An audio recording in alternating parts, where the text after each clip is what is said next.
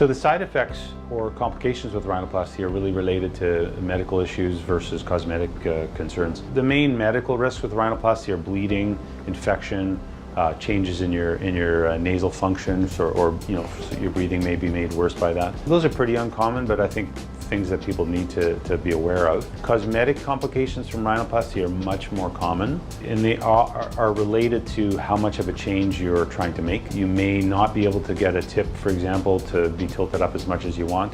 So any of the maneuvers, any of the changes that you're making can be too much or too little. You may see irregularities before surgery, and you may see surgical irregularities after surgery. So it's not possible to make the nose completely smooth.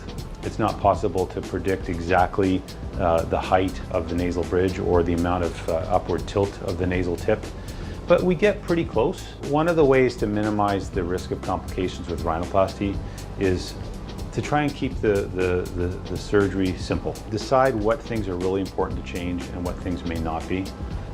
If narrowing your tip substantially is very important to you, you have to accept that there may be some changes to your nasal breathing as a result of that.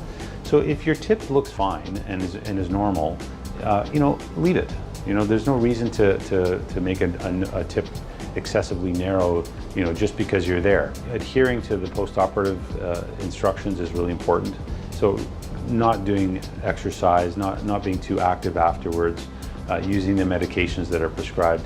We don't want your blood pressure going up. We don't want you doing things that are going to potentially make your nose bleed. So you'll avoid those types of things.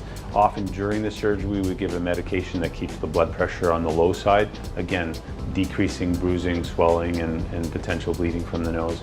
I prescribe everybody an antibiotic for a week to try and minimize the risk of infection, and I ask them also to place an antibiotic ointment into the nose.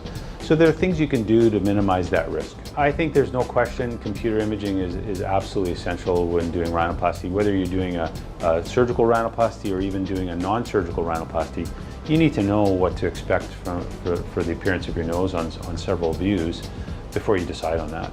So I think a good computer imaging session done with an experienced rhinoplasty surgeon is absolutely critical.